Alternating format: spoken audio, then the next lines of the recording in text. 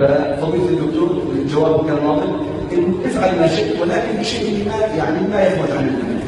كتعليق على كلامكم الله يجزيكم الخير، والله الذي لا إله إلا هو لو طبق المسلمون دينهم تماما في بلاد المهجر والله لكان موقف الغرب من الإسلام غير هذا الموقف.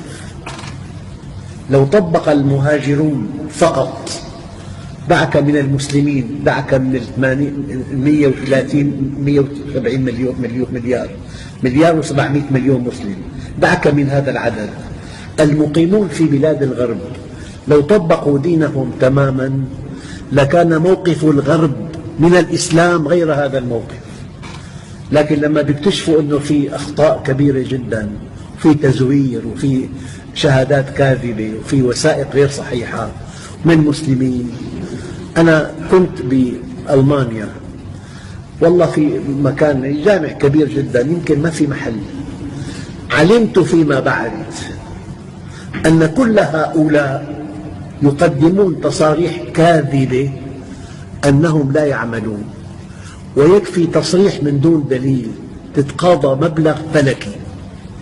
فكل هؤلاء يعملون بالسوق السوداء، اسمه عمل أسود، وهم قدموا تصريح كاذب للحكومة الألمانية أنهم لا يعملون، لذلك استحقوا مبلغ كبير، له مبلغ لزوجته ولأولاده واحد، والمبلغ يمكن ل 300 يورو بالشهر. فإذا عنده 5 أولاد وزوجة عنده دخل فلكي وهو يعمل، يكذب. والألمان يعلمون ذلك أنهم يكذبون، بس بدهم يد عاملة، بدهم مفرخة للبيض، بدهم يد عاملة. فأنت كذب وجيب أولاد ودق لنا الأولاد. فهذا الألماني إذا كان شاف كل هالناس قدمين تصريحات كاذبة بيحترم الدين، والله ما تقدر تحكي كلمة عن الله عز وجل بألمانيا، ما تقدر. هذا وضع المسلمين. أنا أقول كلمة دقيقة، أنت ببلاد المسلمين واحد، وإن أخطأت يشار إليك بالذات وباسمك فقط. إلا أن المسلم في بلاد الغرب هو الإسلام. أقول هذا، قلت بأمريكا، قلت بفرنسا، قلت بألمانيا، لك يا أخي هذا الألماني ما قرأ القرآن ولا قرأ السنة ولا قرأ السيرة. هذا الألماني الإسلام عنده أنت فقط. الإسلام كله الدين العظيم أنت. بتقدم تصريح كاذب سقط الإسلام من عينه. اسمع الآية بقى، ربنا لا تجعلنا فتنة للذين كفروا. كيف؟ لما أنت بتقدم تصريح كاذب، والله مرة حدثني أخ بالداخلية، حبوا مرة أنه ما بدنا نعمل قيود قديمة، يلي ما حج يقدم تصريح أنه أنا ما حجيت فقط، تصريح هو على الحج، واللي حاجز سابقا افتح مجال لغيرك.